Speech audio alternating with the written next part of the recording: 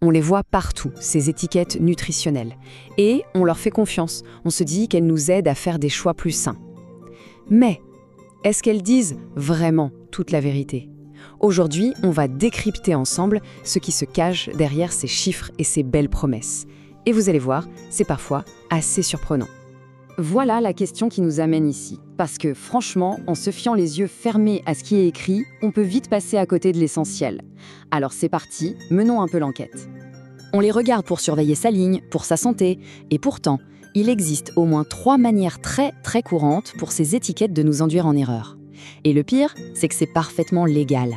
Allez, on commence avec le premier secret. Secret numéro 1, la fameuse, l'incontournable mention « zéro sucre ». On la voit partout, mais qu'est-ce que ça veut dire concrètement? Ah, la promesse est alléchante, c'est sûr. On se dit, super, un produit plus sain, parfait pour faire attention, on pense qu'on évite le sucre, mais en réalité, c'est un tout petit peu plus complexe que ça. Et voilà le cœur du problème. Sans sucre ne veut pas dire sans goût sucré. Pour comprendre le tour de passe-passe, il faut faire un petit effort, retourner le paquet et lire la liste des ingrédients.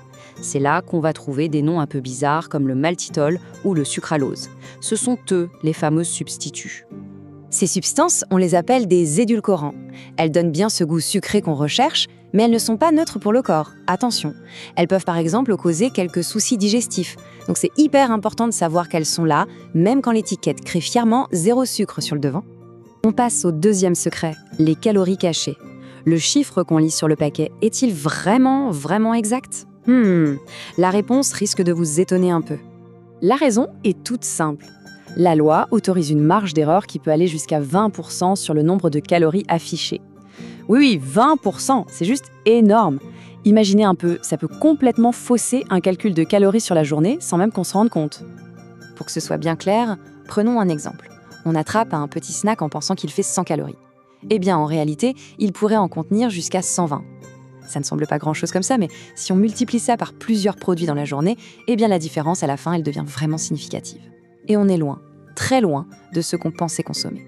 Et nous voilà au troisième secret. Celui-là, il est peut-être le plus malin, le plus sournois de tous, le fameux piège de la portion. Ici, tout est une question de présentation.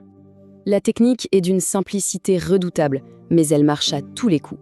Les industriels indiquent des portions volontairement minuscules. Le résultat, les chiffres, que ce soit les calories ou le sucre, par portion semblent très bas, et donc forcément très rassurants. On va prendre un exemple que tout le monde connaît. L'étiquette nous dit que la portion, c'est 3 biscuits. Mais soyons honnêtes 2 minutes. Qui s'arrête vraiment à 3 biscuits? Le plus souvent, on finit le paquet. Et là, on consomme bien plus que ce que la petite portion unique laissait imaginer. Bon, alors, face à tout ça, on fait quoi?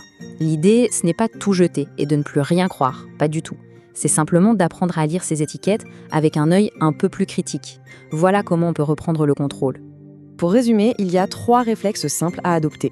Premièrement, on ne s'arrête pas au gros titre « zéro sucre », on prend 2 secondes pour jeter un œil à la liste des ingrédients. Deuxièmement, on garde en tête que le total des calories est une estimation, pas une science exacte. Et enfin, troisièmement, on se pose toujours la question « cette portion, est-ce que c'est vraiment réaliste pour moi ?» Avec ces 3 étapes, on déjoue déjà la plupart des pièges. Finalement, le message clé est assez simple. Il faut juste être vigilant. Il ne s'agit pas de devenir parano, mais simplement d'être un peu plus attentif et un peu plus curieux quand on fait ses courses. Et voilà, on arrive à la fin de notre petit décryptage. La prochaine fois dans les rayons, c'est un nouvel outil qui sera à disposition. Alors par curiosité, quelle sera la première étiquette que vous allez analyser avec ce regard neuf? La réponse pourrait bien vous amuser.